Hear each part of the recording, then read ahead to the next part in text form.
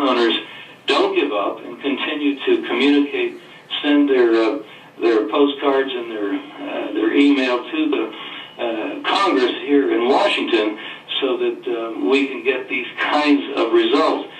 The members of Gun Owners of America, a lot of them go to our website, gunowners.org, and there's a free subscription that's available for anybody, really. You don't have to be a member of Gun Owners. A free subscription at gunowners.org to get legislative alerts, to get email, so that when you get one of these things and you see what's happening in Congress, you can send off an email to your representative, to your senators, and that's the way we get these kinds of results, even on something like the District of Columbia gun vote, the District of Columbia effort to have this unconstitutional vote in the House of Representatives. So the game is not over, even though it's a very hostile opposition that we face in the Congress.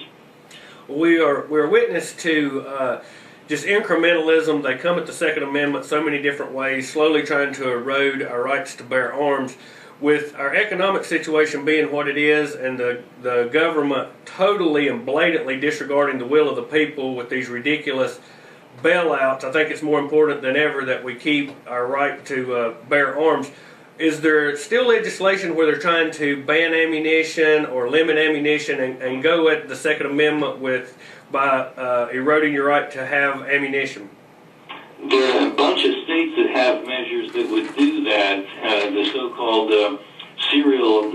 serialization, serial numbers being put on casings and bullets that are manufactured, but they haven't been able to figure out how to actually make that feasible, and so these measures so far have not passed any state, even though there's some state legislatures like California that would dearly love to pass something like that. I think it's a real threat, and it's all the more real because already in the District of Columbia, when they were handed their defeat by the Supreme Court and told that their handgun ban was unconstitutional, they turned around and reenacted their gun control law, and even though there's no overt ban, they have a licensing scheme that's so restrictive that it might as well be a ban. And in the new law, they also included this notion that any gun that's purchased be a gun that would put some kind of serial number on the casing and bullet. Well, there is no such gun. So it's an effective gun ban. And that, I think, is something that if it were to pass 2 or 3 different states like California, New York, a big state like that, it would put manufacturers into a real dilemma. They'd have to decide whether they were going to try to convert and make ammunition in that way to be able to sell in large state markets like that, or whether they just write them off and figure, well, it's just so expensive that it's going to be cheaper to try to continue marketing in other states. So we're looking at real challenges, and they have begun. Happily, they only have the District of Columbia where something that goofy has been imposed, but we should not think that the problem is going to go away. Mr. Pratt, this is Brian. Good morning, sir. Good morning. We have this absolutely ridiculous claim coming out of Eric Holder's office that an assault weapons ban could potentially thwart all the activities of the Mexican drug cartels, as if, you know, the drug cartels are going to say, well, shucks, we can't go to Gander Mountain anymore and buy our AR-15, so we're just going to have to go sell peaches or something. What is your viewpoint on this? Well, it's not only that they're talking about AR-15s. What they're trying to make people think that that's what the Mexican cartel is using. So, in that respect, I think you put it exactly the way Holder is trying to put it across. The fact of the matter is, the cartel isn't using semi-automatics, which is what an AR-15 is, and they're not using semi-automatic versions of AK-47s. they're using the real deal. They're getting machine guns. And you just don't go into most gun stores in this country and even see a machine gun, let alone be able to walk out with one and send it on down to Mexico. What happens actually is completely the reverse.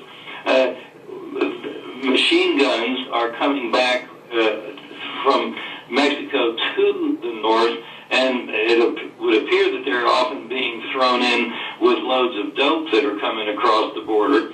I was talking to a weapons expert the other day who had access at one point to a federal evidence locker where they had a lot of guns stored that had been confiscated, and he saw some machine guns in there, and he found out that, oh yeah, those had been confiscated from the Salvatrucha, from the MS-13.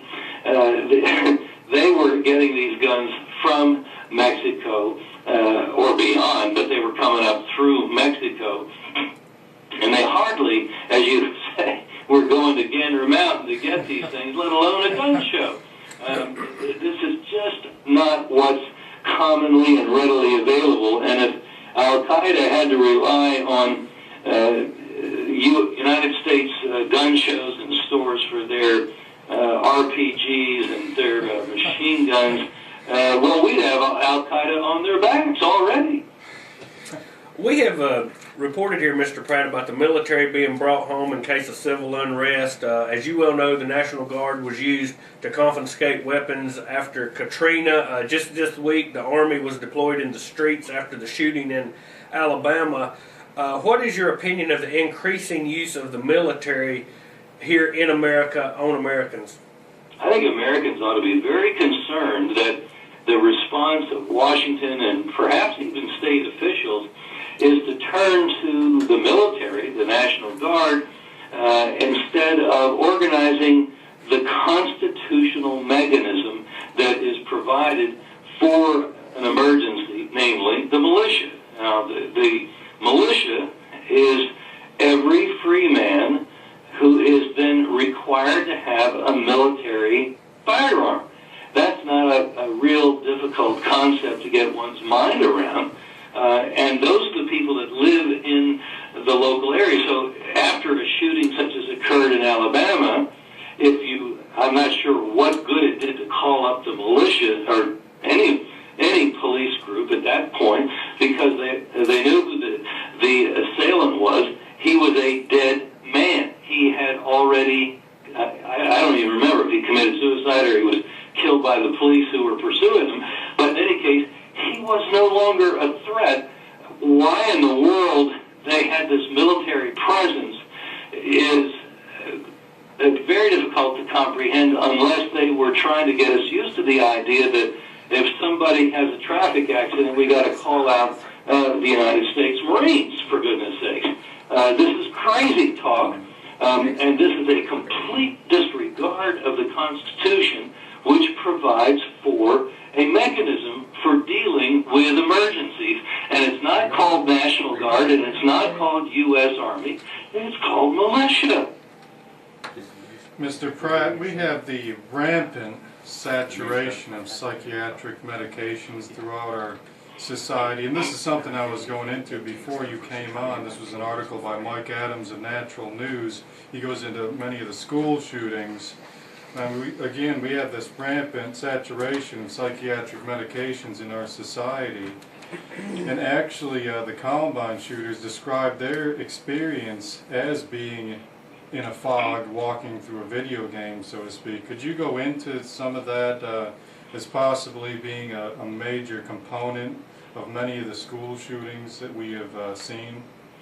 Well, the studies that have been done have indicated that a lot of the shooters were either on or had withdrawn themselves unmedically, very rapidly from these kinds of drugs, and ended up going into the criminal behavior that they engaged in.